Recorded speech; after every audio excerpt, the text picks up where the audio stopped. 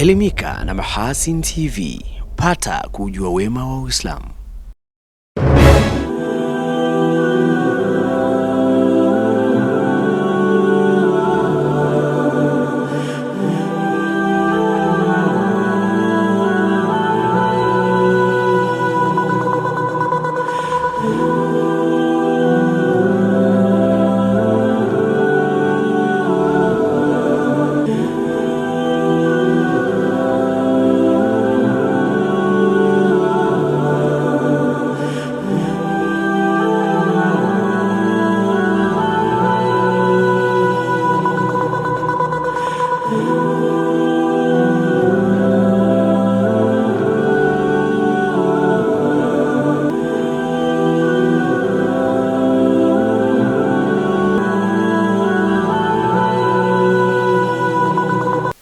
Assalamu alaikum wa rahmatullahi wa barakatuh. Mpenzi mtazamaji wa Mahasin TV, karibu katika kapu la habari. Leo tuko nami Abdurrahim Salum Japan kukuletea habari za kitaifa, na hapo baadaye nitakuja tutakuwa nani katika habari za kimataifa. Lakini kabla yote mtazamaji, tuanze na mukhtasari wa yale nitakayokuwasilishia siku hii leo. Wakandarasi wanaotekeleza miradi ya dharura mkoani Ruvuma watakiwa kukamilisha ujenzi wa miradi hiyo kwa wakati. Al-Hikma kuzindua mashindano ya kuhifadhi Qur'an kwa bara yote ulimwenguni Februari mosi mwaka huu 2026.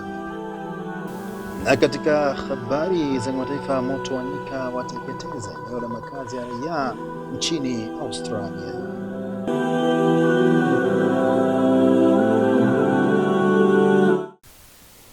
Na mtazamaji, kabla ya kulianza kapu la habari kitaifa, ni kukumbushe pamoja na kupatikana kupitia kisimbuzi cha Azam, tunapatikana pia kupitia mtandao wa YouTube ambao utaandika Mahasin TV official channel, utaweza kuvinjari vipindi mbalimbali, lakini pia tunapatikana kupitia Azam Max.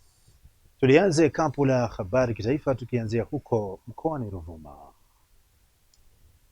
Wakandarasi wanaotekeleza miradi mbalimbali ya dharura mkoani Ruvuma wametakiwa kukamilisha ujenzi wa miradi hiyo kwa wakati ili kupisha shughuli nyingine za kiuchumi na kijamii kuendelea katika barabara hizo. Zuberi Mgaya anakuja na masimulizi ya taarifa hii. Kauli hiyo imetolewa na mhandisi mkuu wa kitengo cha ushauri wa wakala barabara Tanzania TANROADS, Lutengano Mwandambo, wakati alipofanya ziara ya kukagua maendeleo ya utekelezaji wa miradi ya dharura ya ujenzi wa madaraja mawili ambayo awali yalisombwa na maji kufuatia mvua kubwa za El Nino, akionyesha kuridhishwa na hatua zilizofikiwa katika ujenzi huo. Tumetembelea kwa ajili ya kufuatilia maendeleo ya miradi hii. Kwa ujumla kazi inaendelea vizuri na tunawahimiza wakandarasi kuhakikisha wanamaliza kazi zao vizuri, lakini katika wakati ule ambao kimkataba, lakini pia katika muda wa ufadhili wa fedha wanakamilisha katika muda huo. Kwa hiyo katika hii miradi yote miwili kazi inaendelea vizuri, pamoja na kwamba kumekuwa na changamoto za mvua ambazo pia zilipelekea sisi kutembelea miradi hii, lakini wakandarasi pamoja na wasimamizi wamekuwa wakifuatia kwa karibu na kuhakikisha kwamba basi pamoja na mvua ambazo zimekuwa zikiendelea, miradi yetu inaweza kukamilika katika wakati ambao inapaswa kukamilika. Aidha, mhandisi Mwandambo amesema barabara hizo zimekuwa na mchango mkubwa katika sekta ya uchumi na anaamini kukamilika kwake kutaendelea kufungua fursa zaidi na kuongeza kasi ya ukuaji wa uchumi. Miradi hii iko kwenye barabara ambazo ni muhimu sana kwa shughuli za kiuchumi za wananchi wa maeneo haya Mitomoni na hapa maeneo ya Mkili. Na katika kwa barabara kulipelekea shughuli za kiuchumi kutokwenda vizuri, shughuli za kiafya, huduma za jamii zilikuwa ziweze kufanyika vizuri. Sasa kukamilika kwa miradi hii kutawezesha sasa kuwa na uhakika wa usafiri katika maeneo haya. Hata kile kipindi cha masika ambacho mara nyingi wananchi walikuwa wakipata ugumu, wakipata shida, kukamilika kwa miradi hii kutawezesha maeneo haya kuwa na uhakika kabisa. Akitaja gharama zilizotumika katika miradi hiyo, mhandisi wa mradi kutoka TANROADS makao makuu, mhandisi Emmanuel Tangale, amesema ujenzi huo unatekelezwa na wakandarasi wazawa ambao wameendelea kuaminiwa katika miradi mbalimbali nchini. Mradi mzima una gharama ya shilingi za Kitanzania bilioni 3.19 lakini mpaka sasa hivi tumeshamlipa karibu 80% ya fedha ambazo walikuwa wanadai kama mzawa. Kwa hiyo kiuhalisia ulikuwa na changamoto za hapa na pale, ikiwa ni pamoja na mvua, lakini amejitahidi kama mzawa, na miradi hii lengo ilikuwa ni kuwatumia wakandarasi ambao ni wazawa kwa ajili ya kutekeleza hii miradi ambayo Benki ya Dunia imetoa fedha. Kwa hiyo tukawa tumeshirikisha wazawa ndio wafanye hizi kazi. Nitoe tu wito wangu kwa wananchi waliopo pembeni ya miradi hii, wazingatie alama za barabarani, wazingatie usalama wa vifaa vilivyopo hapa, lakini pia waendelee kutoa ushirikiano kwa makandarasi wetu hao ambao wanatekeleza miradi hii. Namshukuru sana Zuberi Mgaya kwa masimulizi ya taarifa hiyo kutokea huko mkoani Ruvuma. Mtazamaji, tunatoka mkoani Ruvuma moja kwa moja tuelekee huko jijini Dar es Salaam, ambako taasisi ya Al-Hikma ya jijini Dar es Salaam imesema maandalizi kuelekea msimu wa 26 wa mashindano ya kuhifadhi Qur'ani tukufu kwa mabara yote ulimwenguni yanayoandaliwa na taasisi hiyo imefikia zaidi ya 90%, na mipango ikiendelea kwa kuzingatia kalenda iliyowekwa. Taarifa yake Abdullah Matotola kutokea huko jijini Dar es Salaam inasimuliwa kwa studio naye Hilal Sifuriani. Akizungumza na waandishi wa habari jijini Dar es Salaam, mwenyekiti wa Al-Hikma Sheikh Nuruddin Kishki amesisitiza mashindano hayo kwa msimu wa 26 atakuwepo insha Allah. Kwa wale ambao pengine wanadhani mbona kimya, naomba kutumia fursa hii kuambia ya kuwa Al-Hikma Foundation siku zote inakwenda sambamba na mipango yake, na tuna kalenda yetu. Kwa hivyo tunaongozwa na kalenda na tunakwenda sambamba na sanjari na kalenda yetu. Kwa sisi bado tuko ndani ya muda na hatujachelewa. Mashindano hayo makubwa ya kusoma na kuhifadhi Qur'ani tukufu yanataraji kuzinduliwa rasmi tarehe 1 ya mwezi wa pili 2026 na makamu wa pili wa rais Serikali ya Mapinduzi Zanzibar Hemed Suleimani Abdullah. Na pia tunamtarajia mgeni maalum, naye si mwingine ni mmoja ya maqurai wakubwa wa Qur'ani ulimwenguni kutoka nchini Qatar, Sheikh Abdurrashid Ali Sufi. Kwa hivyo mara baada ya kuzindua mashindano tutafahamu rasmi sasa mashindano yatakuwa tarehe ngapi, mwezi gani, na mgeni rasmi anatarajiwa kuwa nani. Mabara yote ulimwenguni yatashiriki kutoka nchi zipi na zipi, lakini zawadi kuu itakuwa nini tutaelezana tarehe 1 mwezi wa pili ndani ya tukio adhimu. Naam, tukiachana na taarifa hiyo ya kwake Abdullah Matotola imesimuliwa hapa studio na Hilal Sifuriani, tuendelee kusalia huko jijini Dar es Salaam, ambako umoja wa shule za msingi za Kiislamu nchini TIPSO imegawa vitabu vya lugha ya Kiarabu na elimu ya dini ya Kiislamu vya darasa la 1 hadi darasa la 7 kwa shule wanachama wa taasisi hiyo, ikiwa ni sehemu ya maandalizi kwa msimu mpya wa masomo 2026. Taarifa yake Bi Aisha Mpatila inasimuliwa hapa studio na Nuhu Stima. Akizungumzia ugawaji wa vitabu hivyo vilivyotolewa kwa mashirikiano wa TIPSO na taasisi za Green Hope Tanzania na International Curricula, mkurugenzi wa TIPSO Mwalimu Faridi Mohamed Abdallah amesema takriban shule 50 za mikoa ya Pwani na Dar es Salaam zimegaiwa vitabu hivyo. Tumetoa msisitizo, maelekezo mbalimbali katika namna ya ugawaji na matumizi ya vitabu hivi, hasa kwa sababu ya fursa iliyopo kwa sasa kwamba somo la Arabiki linatahiniwa kwenye mitihani ya taifa ya darasa la 7 na darasa la 4. Wito wetu mkubwa kwa shule zote, kwa kweli hivi vitabu viende vikatumike.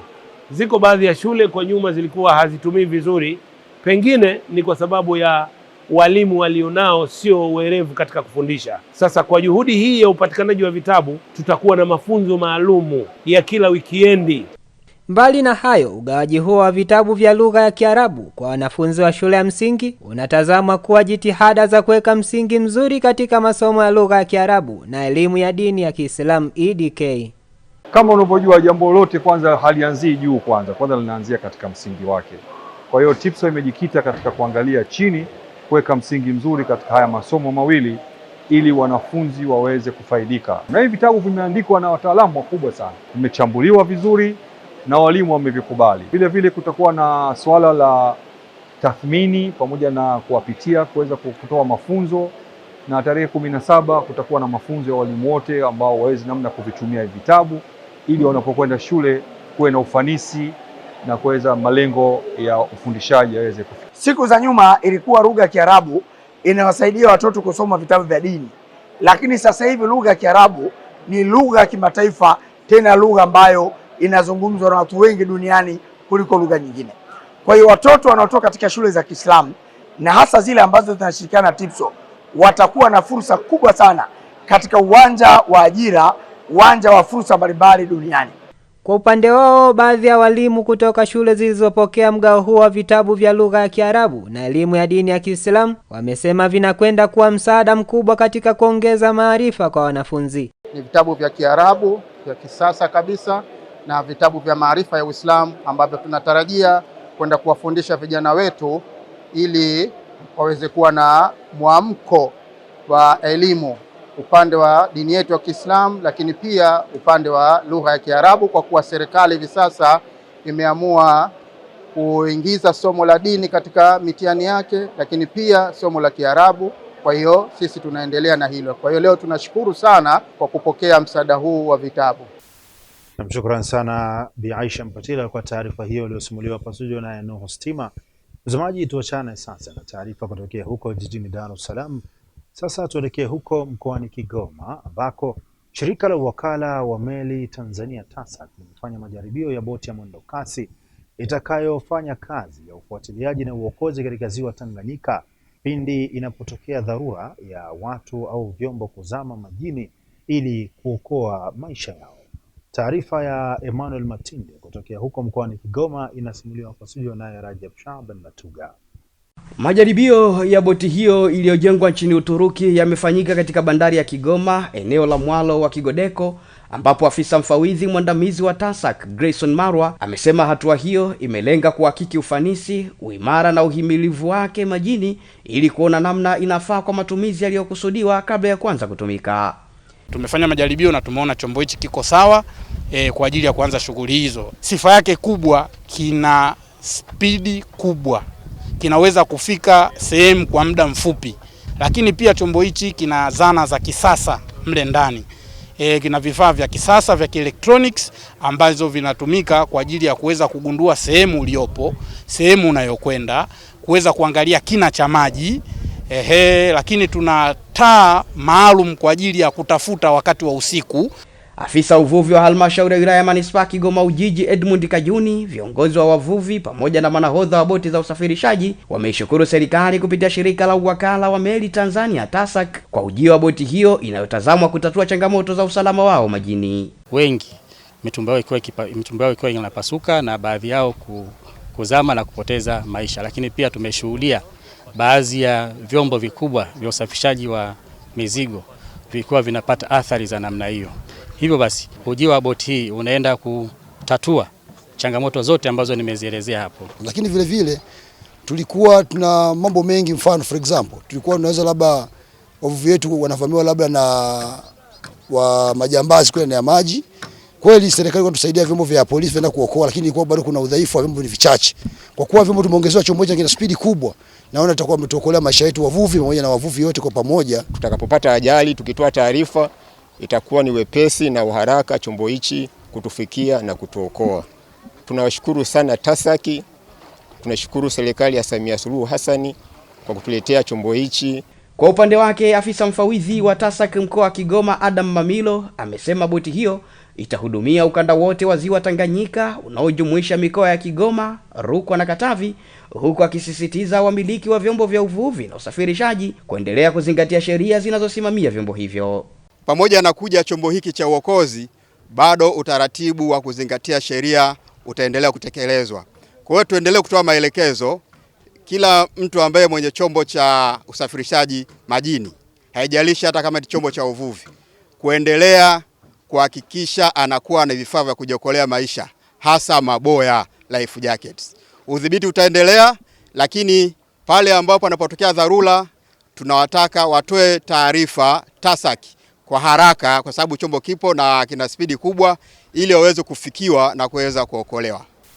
Mamlaka ya maji safi na usafi wa mazingira Bunda mkoani Mara BUWASA imefanikiwa kupunguza upotevu wa maji kutoka zaidi ya 45% miaka minne iliyopita hadi kufikia 31% hadi hivi sasa, huku hatua zaidi zikizidi kuchukuliwa ili kufikia viwango vya kimataifa kwa kupunguza upotevu wa maji kwa angalau 20%.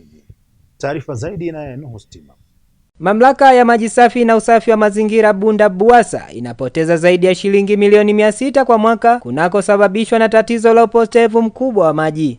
Lazima tufanyie kazi huu upotevu wa maji, maana ndio pesa. Tunapoteza zaidi ya shilingi milioni 600 kwa mwaka kama mapato ya upotevu wa maji. Hebu fikiria makusanyo ya sasa plus hizo 600 zingekuepo.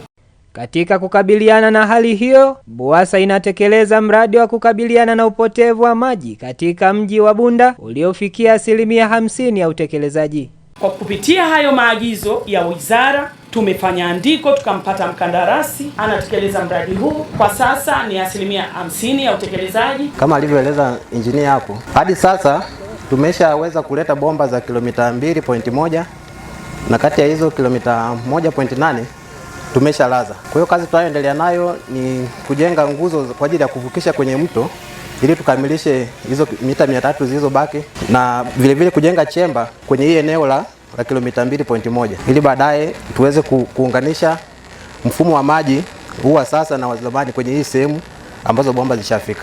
Naibu Waziri wa Maji Mhandisi Kundo Matthew akiweka jiwe la msingi la ujenzi wa mradi huo ametoa maelekezo ya serikali ili kukabiliana na athari za mabadiliko ya tabia ya nchi yanayopelekea vyanzo vya maji kukauka. Watu wetu wanahusika na sekta ya bodi za mabonde kuhakikisha wanafanya tathmini nchi nzima, kujiridhisha na mienendo ya vyanzo vyetu vya maji, ili mabadiliko ya tabia nchi yatakapotokea sisi tuwe tumeshajipanga kuwa na mbadala, ili Watanzania waendelee kupata huduma maji safi na salama bila kuwa na kisingizio kwamba vyanzo vyetu vimekauka. Na ndio maana Daktari Samia Suluhu Hassan amesema kwamba pasipokuwa na uhakika wa chanzo cha maji tuchimbe hata mabwawa, ili tuhakikishe kwamba tuteke maji ya mvua na baadaye tuyatengenezee miundombinu na wananchi wapate huduma ya maji safi na salama.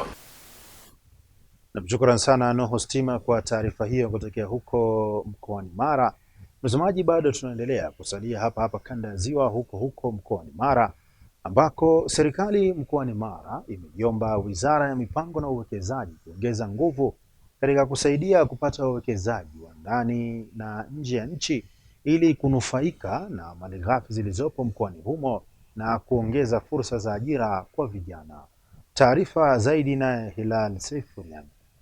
Ombi hilo limetolewa na mkuu wa mkoa wa Mara Kanal Evans Mtambi wakati alivyompokea naibu waziri ofisi ya Rais Mipango na Uwekezaji Dr. Pius Chanya, akisema mbali na viwanda vidogo vilivyopo mkoani humo, lakini ipo haja ya kupata viwanda vikubwa kwa ajili ya kuzalisha bidhaa mbalimbali. Miongoni mwa mambo ambayo wananchi kwa ujumla na serikali tunayatizama kwa jicho la pekee sana ni uwekezaji mkubwa, hususani katika viwanda. Vipo viwanda vile vidogo vidogo na vya kati na nini, lakini mtutoe hapa tulipo twende sehemu nyingine. Tunaogopa sana kama mkoa tusije tukawa sehemu ya kuzalisha tu malighafi alafu processing na mambo mengine yanafanyika elsewhere. Mbali na kuomba wawekezaji katika sekta ya viwanda, mbunge wa jimbo la Musoma mjini Mogole Miraji amesema sekta ya utalii inatakiwa kupewa kipaumbele pia ili kutengeneza nafasi nyingi za ajira kwa vijana. Tunaenda kupunguza changamoto ya ajira sio tu katika sekta ya hoteli, hata watalii watakapokuja hapa vijana wetu watapata ajira nyingi, hasa kama tour operators, kwa sababu sisi tuko hoteli unavyoiona iko kwenye kando ya ziwa. Utalii wa fuko utafanyika hapa na watu wengine watajiajiri kwa kufanya supplying ya raw materials kama vyakula, samaki, kuku, nyama. Kwa hiyo asilimia kubwa ya wananchi wa Musoma mjini wataweza kupata ajira. Naamini kwamba uwekezaji ukifanyika hapa basi itaendelea kusisimua uchumi, ajira, lakini hata na yale majukumu ya kupambana na wahalifu tutayaelekeza maeneo mengine. Kwa hiyo naamini uwepo wako basi utaongeza thamani katika hoteli hii na maeneo mengine. Akijibu kilio hicho cha wananchi wa mkoa wa Mara, naibu waziri ofisi ya Rais mipango na uwekezaji Dr. Pius Chanya ameagiza ofisi ya msajili wa hazina kumaliza mapema mchakato wa mazungumzo na wawekezaji ili kuendeleza na kufufua baadhi ya viwanda mkoani humo. Tunataka kuwekeza katika maono tofauti. Kwanza lazima tubadilishe fikra zetu. Tunahitaji kuwekeza kama wazawa. Kuna wazawa wengi sana waoga kuwekeza. Lakini tunahitaji kuvutia wawekezaji kutoka nje. Tumeshuhudia nchi zilizoendelea nyingi walikaribisha wageni kuwekeza. Kwa hiyo inapofika kipindi tunaleta wageni kuwekeza, tuwe positive, tuwakaribishe. Kwa kupitia hilo tunapata manufaa mengi sana. Knowledge transfer, tunapata mlishano wa ujuzi, lakini vile vile hata teknolojia tunaipata kwa kupitia hawa. Lakini hivi karibuni tunaendelea na mazungumzo na mwekezaji ambaye ameshapatikana, ambaye anataka kuja kuwekeza kiwanda kingine kikubwa hapa. Kwa hiyo kwa kupitia hili vile vile ni waagize ofisi ya msajili wa hazina waharakishe zile taratibu za kumalizia majadiliano ya hawa wawekezaji wawili. Na mtazamaji, kufikia hapo ndio mwisho wa kapu la habari kitaifa. Tupate mapumziko mafupi. Tutakaporejea nitakujuza tutakuwa nani katika habari za kimataifa. Usibonyeze kitufe. Mahasin TV channel namba 455 katika kingamuzi cha Azam.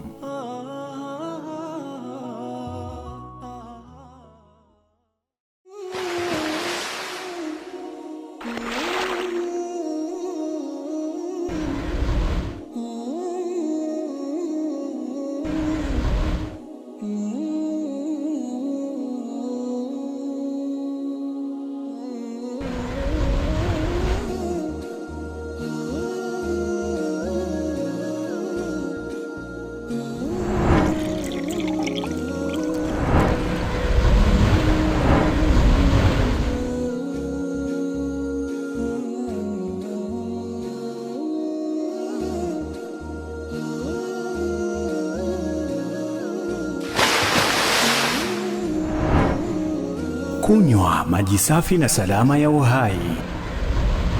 Bidhaa bora ya Bakhresa.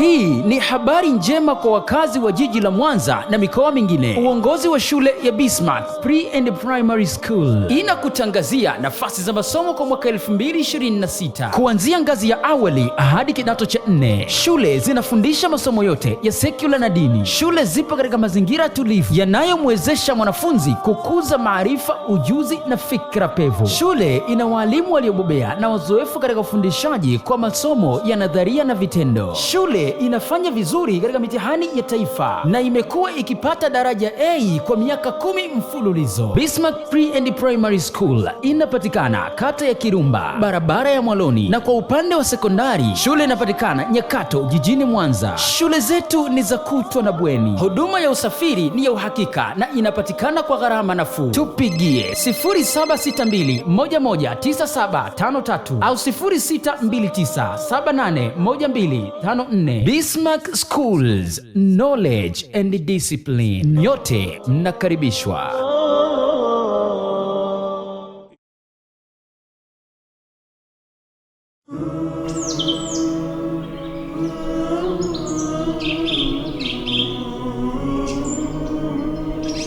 Mahasin TV, pata kujua wema wa Uislamu.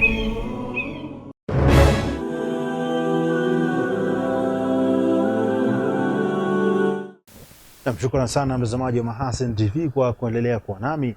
Na kwa wewe mnajiunga nami hivi sasa, kipindi wani ni kapu la habari. Hivi sasa ni wasaa wa habari za kimataifa kama zilivyonayo akhi Zuberi Mgaya. Karibu kwa upande wa habari za kimataifa.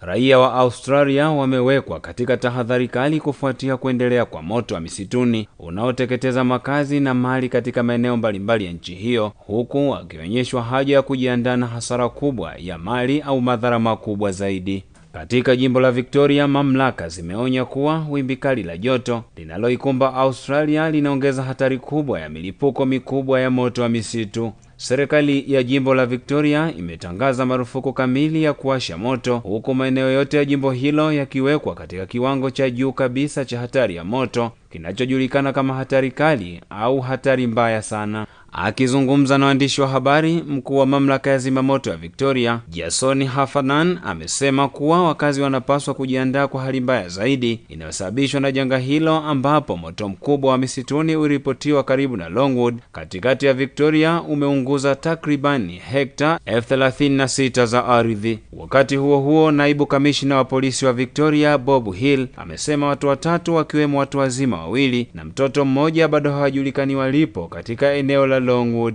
Aidha, amesema maafisa wa usalama waliwahi kuzungumza na watu hao katika makazi yao siku iliyotangulia na kuwaonya watafute hifadhi. Hata hivyo, waliporejea baadaye walikuta nyumba hiyo imeteketea kwa moto bila kuwapata watu hao 3. Kwingineko, mashambulizi ya Israel yamewaua Palestina wasiopungua 11 katika mashambulizi tofauti kwenye ukanda wa Gaza siku ya Alhamis, Januari 8 mwaka huu 2026. Madaktari katika eneo hilo wamesema shambulio la anga la Israel liliua watu wasiopungua 4 na kuwajeruhi wengine 3, wakiwamo watoto katika hema eneo la magharibi la Khan Yunis, kusini mwa ukanda wa Gaza. Shambulio jingine liliua mtu mmoja mashariki mwa mji karibu na mahali ambapo vikosi vya Israel vinafanya kazi. Baadaye hiyo Alhamis, madaktari walisema mwanaume mmoja aliuawa katika shambulizi la Israel dhidi ya shule iliyokuwa ikiwahifadhi familia zilizokimbia makazi yao huko Jabalia, kaskazini mwa Gaza, huku shambulizi jingine likimuua mtu aliyokuwa kwenye hema karibu na Deir al-Balah, katikati mwa ukanda wa Gaza. Watu wengine 4 wameripotiwa kuuawa katika mashambulizi tofauti katika kitongoji cha Zeitun cha jiji la Gaza. Jeshi la Israel lilisema liliwashambulia wanamgambo kadhaa wa Hamas maeneo ya kurusha roketi kutoka eneo la jiji la Gaza kuelekea nchini Israel. Na tukitamatisha kwa upande wa habari za kimataifa, watu 4 wameuawa na wengine 25 kujeruhiwa mjini Kivu Januari 8 mwaka 2026 kufuatia mashambulizi ya makombora ya Urusi. Urusi imetumia kombora la ballistic na Oreshnik kama sehemu ya shambulio kubwa zaidi dhidi ya Ukraine usiku kucha, huku milio mikubwa ilisikika kwa saa kadhaa na kusababisha anga kuonekana inawaka kwa milipuko. Hata hivyo, ni mara ya pili tu kwa Moscow kutumia kombora la Oreshnik ambalo lilitumiwa kwa mara ya kwanza kushambulia jiji kuu la Dnipro mnamo Novemba 24. Wizara ya ulinzi ya Urusi ilisema shambulio hilo lilikuwa jibu la shambulio la ndege zisizo na rubani za Ukraine kwenye makazi ya Vladimir Putin mwishoni mwa Disemba 2025, ambalo Kyiv inakanusha kulifanya. Namshukuru sana Zuberi Mgaya kwa masimulizi ya taarifa hizo za kimataifa. Mtazamaji, kabla sijahitimisha, tupate miongoni mwa yale niliyokuwasilishia siku hii ya leo. Wakandarasi wanaotekeleza miradi ya dharura mkoani Ruvuma wanatakiwa kukamilisha ujenzi wa miradi hiyo kwa wakati. Al-Hikma kuzindua mashindano ya kuhifadhi Qur'ani katika bara yote ulimwenguni Februari mosi mwaka huu 2026. Na katika habari za kimataifa, moto wa nyika wateketeza eneo la makazi ya raia nchini Australia. Na mtazamaji, na kufikia hapo mimi nakuwa sina la ziada. Siku na wakati mwingine kama huu ulikuwa nami Abdurrahim Salum Japan kuletea habari za kitaifa, na katika habari za kimataifa tulikuwa naye Al-Akhi Zuberi Mgaya. Nikutakie utazamaji wa vipindi vinavyoendelea kutoka hapa Mahasin TV, pata kujua wema wa Uislamu. Lakini mtazamaji, ni kuacha na mamlaka ya hali ya hewa Tanzania TMA kuweza kupata utabiri wa hali ya hewa kwa saa 24 zijazo. Wabillahi tawfiq, wassalamu alaikum wa rahmatullahi wa barakatuh. Langu jina naitwa Godfrey Kazinja na kuwasilishia utabiri wa hali ya hewa kutoka mamlaka ya hali ya hewa Tanzania. Kwa usiku wa leo ni matarajio yetu maeneo ya magharibi mwa nchi, mikoa iliyopo katikati mwa nchi, nyanda za juu kusini magharibi pamoja na kusini mwa mkoa wa Morogoro, kihusisha na mkoa wa Ruvuma. Haya maeneo yanatarajiwa kuwa na hali ya mawingu kiasi yenye mvua na ngurumo katika maeneo machache. Sehemu nyingine za nchi zinatarajiwa kuwa na hali ya ukavu kwa ujumla. Kwa siku ya kesho, mifumo ya upepo inatuonyesha upepo kwa ujumla unatarajiwa kuwa wa wastani katika maeneo mengi ya nchi, na viashiria vya mvua vinaonekana kuanzia katika maeneo ya nyanda za juu kusini magharibi na baadaye kutawanyika katika sehemu za kaskazini pamoja na sehemu za kusini mwa nchi. Kwa siku ya kesho ni matarajio yetu ukanda wa Ziwa Victoria, mkoa wa Tabora, mikoa iliyopo katikati mwa nchi pamoja na mkoa wa Morogoro. Haya maeneo tulikuwa na hali ya mawingu kiasi yenye mvua na ngurumo za radi katika maeneo machache pamoja na vipindi vya jua. Nyanda za juu kaskazini mashariki pamoja na pwani ya kaskazini kwa tulikuwa na hali ya ukavu, huku mikoa ya Lindi na Mtwara kwa tulikuwa na hali ya mawingu kiasi pamoja na mvua nyepesi hapo ni katika maeneo machache pamoja na vipindi vya jua. Sehemu nyingine za nchi zilizosalia zinatarajiwa kuwa na hali ya mawingu, mvua na ngurumo za radi katika maeneo machache pamoja na vipindi vifupi vya jua. Na sasa tumalizie utabiri wetu kwa kuangalia matarajio ya siku nne zijazo katika baadhi ya miji kuanzia siku ya kesho kutwa. Jiji la Dar es Salaam linatarajiwa kuwa na hali ya mvua nyepesi katika maeneo machache.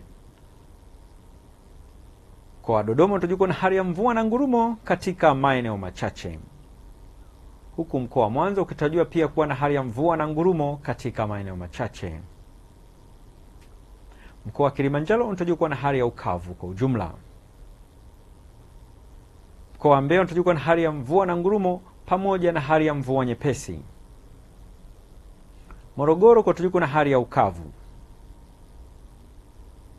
Na kwa upande wa mkoa wa Arusha unatarajiwa kuwa na hali ya mawingu kiasi pamoja na vipindi virefu vya jua. Nikushukuru kwa usikivu wako na nikutakie wakati mwema.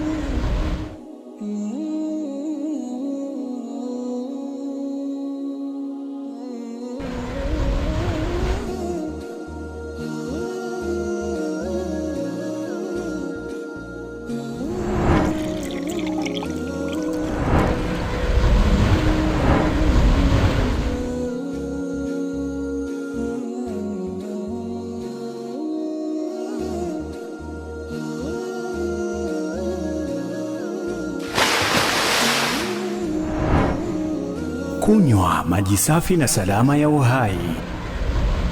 Bidhaa bora ya Bakhresa.